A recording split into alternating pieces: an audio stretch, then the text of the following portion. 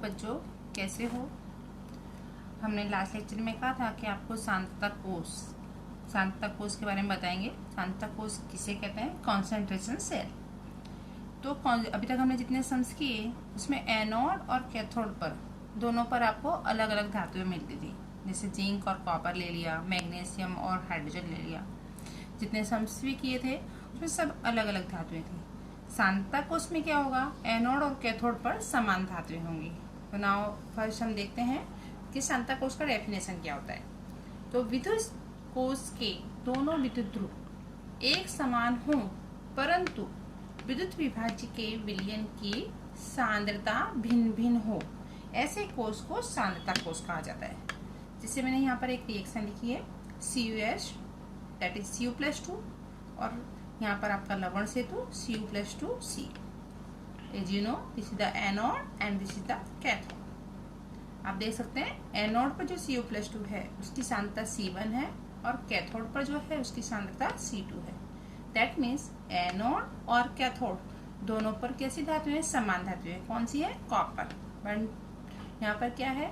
C1 और यहाँ पर क्या है? C2। दैट मीन्स सांद्रता दोनों की अलग अलग है पर धातु एक ही है, विद्युत ध्रुव एक समान है। इसकी रिएक्शन भी देख लेते हैं। तो एनोड पर Cu से Cu+2 बन रहा है, C1 सांद्रता वाला, एंड कैथोड पर क्या हो रहा है? Cu+2 से Cu। एनोड पर ऑक्सीडेशन और कैथोड पर रिडक्शन। तो यहाँ पर Cu+2 और क्या मिला आपको? C1, क्योंकि ये कॉपर सेम है, इलेक्ट्रॉन चले जाएंगे। तो यहाँ पर आपको मिला Cu+2 सांद्रता जिसकी है C2 और यहाँ पर है इसकी C1। अब इसमें क्या होगा? जब सांतता कोष होता है, दैट मीन्स एनोड और कैथोड दोनों समान होते हैं, तो यहाँ पर E0 सेल का मान क्या मिलता है? 0। बिकॉज E0 सेल होता क्या है? कैथोड और एनोड के अपचयन विभव का अंतर होता है। तो यहाँ पर तो धातुएं सेम है, कॉपर है तो 0.34 माइनस 0.34, तो क्या मिल जाएगा आपको? 0। ऐसा किसी भी कोष के लिए होगा जब धातुएं समान हो और सांद्रता खाली अलग अलग हो, तब वहां पर आपको E0 सेल क्या लेना है? 0 लेना है। आगे इसका इक्वेशन भी हम देख लेते हैं। ओके बेटा, तो अब आगे हम देखते हैं जिससे कि E सेल, हमारा नेक्स्ट इक्वेशन क्या होता है? E cell equal to E0 cell minus 0.059 upon n log C1 upon C2। ये आपका नेक्स्ट इक्वेशन है, ठीक है। तो नेक्स्ट इक्वेशन यानी एनोड अपॉन कैथोड ये होता है ये। तो E0 सेल इसमें क्या ले लेंगे? 0.00 वोल्ट। अभी बताया था क्यों लेते हैं, ठीक है ना। तो E cell is equal to E0 cell की जगह लिखा हमने 0.00 वोल्ट, ये हो गया minus 0.059 upon n log C1 upon C2। ये तो 0 हो गया। दैट मीन्स सांतता कोष में जो नेक्स्ट इक्वेशन से आपको सॉल्व करने हैं सवाल, वो इस तरह का आएगा आपका formula. E cell is equal to minus 0.059 upon n log C1 upon C2, ठीक है। इसका नाउ एग्जाम्पल भी हम देख लेते हैं तो आपको ज्यादा समझ में आ जाएगा। चलिए सांतता कोष का एक एग्जाम्पल देख लेते हैं। एग्जाम्पल लिखा हुआ है Ag प्लस Ag अर्ध कोष का मानक अवकर्ण पोटेंशियल 0.80 वोल्ट है। 0.80 वोल्ट है। दैट मीन्स आपको क्या दिया हुआ है? सेल दिया हुआ है 0.80 वोल्ट। 298 केल्विन तापमान पर नीचे दिए गए कोष का पोटेंशियल गिना है। तो आपको सांतता कोष तुरंत कहाँ से पता चल जाएगा? दोनों एनोड और कैथोड समान है। Ag से Ag प्लस 0.25, Ag प्लस से 0.75 से आपको मिल रहा है। दोनों की सांतता देखिए, एनोड की सांतता कितनी है? 0.25 और कैथोड पर कितनी है? 0.75, C1 एंड C2। तो यहाँ पर ये आपका हो गया एनोड और कैथोड, बट एनोड और कैथोड पर दोनों धातुएं समान है। तो ये चीज ध्यान रखना, दोनों एनोड और कैथोड पर धातुएं समान है, इसलिए कोष कैसा है? सांतता कोष है। 0.80 वोल्ट दिया है बट इसका कोई यूज होने वाला नहीं है। क्यों नहीं यूज होने वाला है?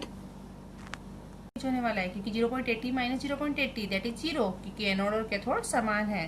तो ये आपको कंफ्यूज होने की बिल्कुल भी जरूरत नहीं है, क्योंकि सांतता कोष में E0 सेल का वैल्यू क्या हो जाता है? 0 हो जाता है। इसका हमको कहीं भी यूज करना नहीं है, नहीं तो हमारे दिमाग में यही चलता रहता है, ये कीमत दी, इसका तो कहीं यूज ही नहीं हुआ है, सवाल में कुछ गड़बड़ है। तो आपको अगर ये पता होगा कि सांतता कोष में E0 सेल क्या होता है? 0 होता है, तो इसका हमको यूज करने की जरूरत नहीं है, हम डायरेक्ट फॉर्मूला लिख देंगे। तो सबसे पहले इसके एनोड और कैथोड की रिएक्शन लिख देते हैं। एनोड AgS से Ag plus and cathode Ag plus से Ag। आपका रिएक्शन आ गया सेल रिएक्शन। अब तो ये बहुत अच्छे से आ गया होगा सभी को। रिएक्शन लिखना है एनोड कैथोड, और इसकी प्रैक्टिस करनी है। देख मैंने पहले भी कहा था कि हर सवाल में रिएक्शन लिखने की जरूरत पड़ेगी, तो ये रिएक्शन बिल्कुल अच्छे से तैयार करनी है कि एनोडिक और कैथोडिक रिएक्शन कैसे लिखनी है। तो ये आपको मिल गया सेल रिएक्शन। अब इसका ई सेल निकाल लेते हैं।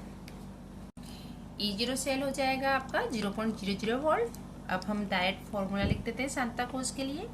E cell is equal to -0.059 upon n log C1 upon C2, that is 0.059 log C1 आपका क्या था 0.25 and C2 is the 0.75।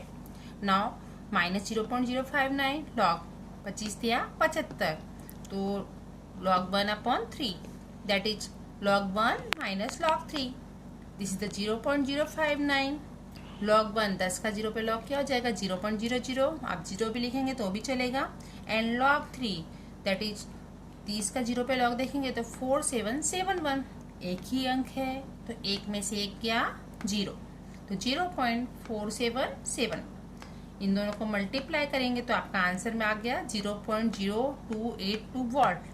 I think so सबको बहुत अच्छे से समझ में आ गया होगा। इसी तरह के और सम्स की भी आप प्रैक्टिस करेंगे। ध्यान क्या रखना है, एनोड और कैथोड पर समान धातुएं हैं, तो इस प्रकार के कोष को क्या कहते हैं, कॉन्सेंट्रेशन सेल या सांद्रता कोष।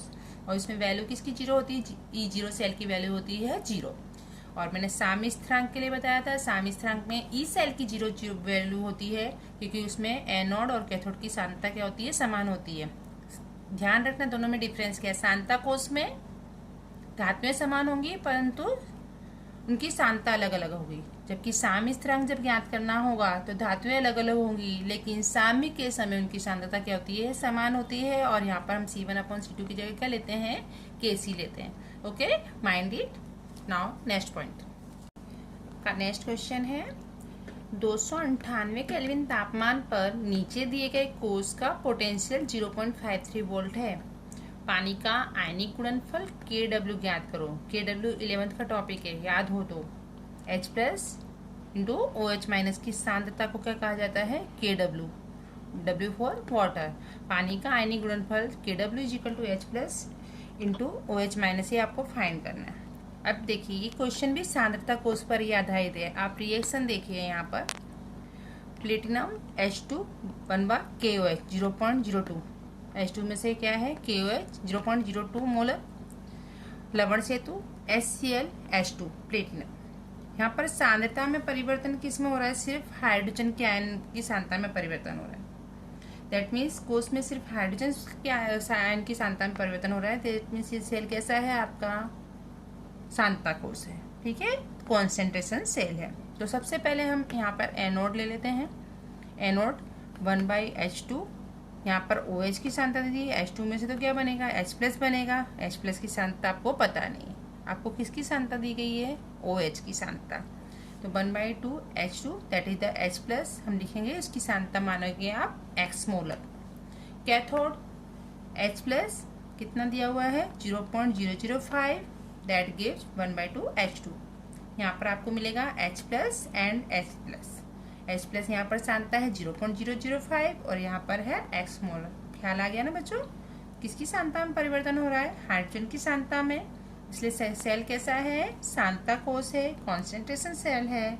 इसलिए यहाँ पर अभी हाल ही हमने सीखा है E0 सेल का मान कितना हो जाएगा 0.00 वोल्ट। ठीक है, आगे करते हैं।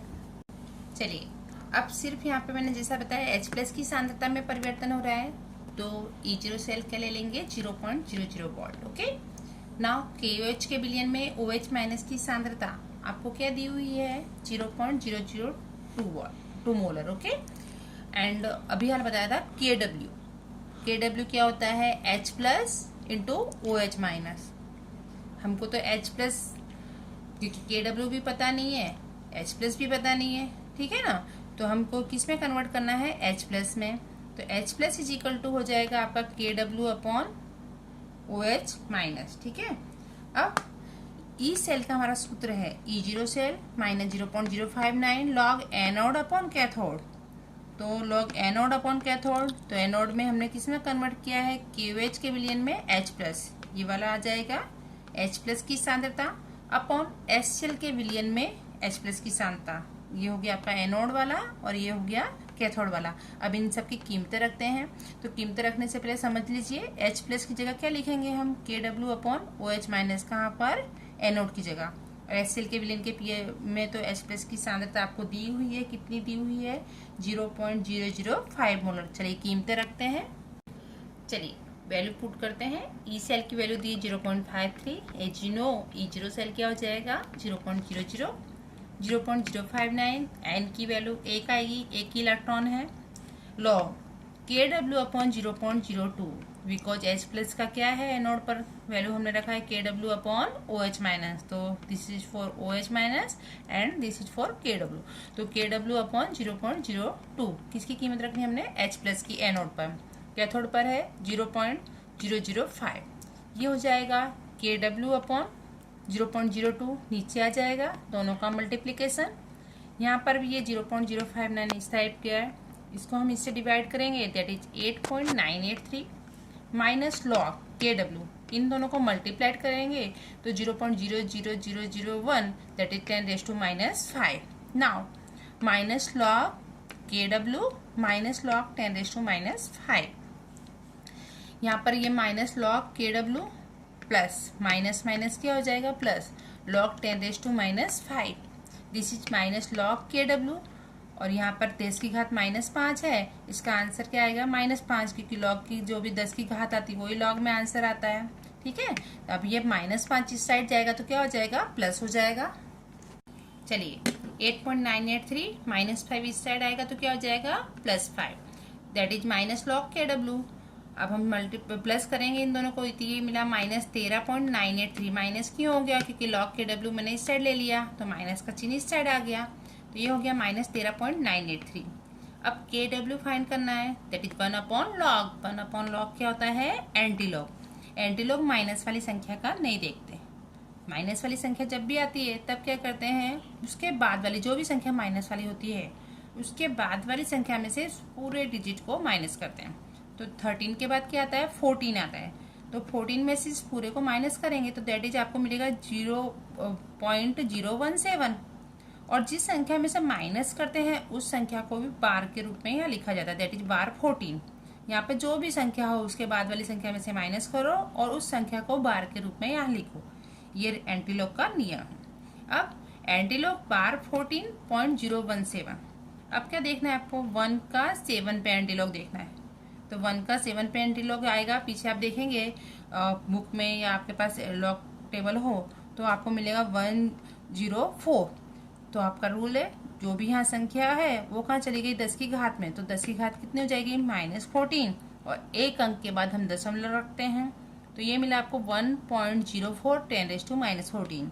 अब इसके आंसर में आपको क्या ध्यान रखना है, आपका आंसर सही है कि क्या गलत है, आप तुरंत जज कर सकते हो। KW का वैल्यू हमेशा 10⁻⁻14 में ही आएगा, इस चीज को आपको बिल्कुल ध्यान रखना है। अगर इसके अलावा कुछ भी आ रहा है तो आपका आंसर रॉन्ग है, बिकॉज KW क्या होता है, KW होता है H plus into OH minus. तो आपको पता है H प्लस की सांद्रता 10⁻⁻7, OH माइनस की सांद्रता पानी में कितनी होती है 10⁻⁻7, दैट इज 10⁻⁻14, और आपको KW ही फाइंड करना है। तो आपको हमेशा इसका जो आंसर है वो क्या मिलेगा, 10⁻⁻14 ही मिलेगा। 10⁻⁻14 के अलावा कुछ भी आ रहा है तो आपका आंसर रॉन्ग है।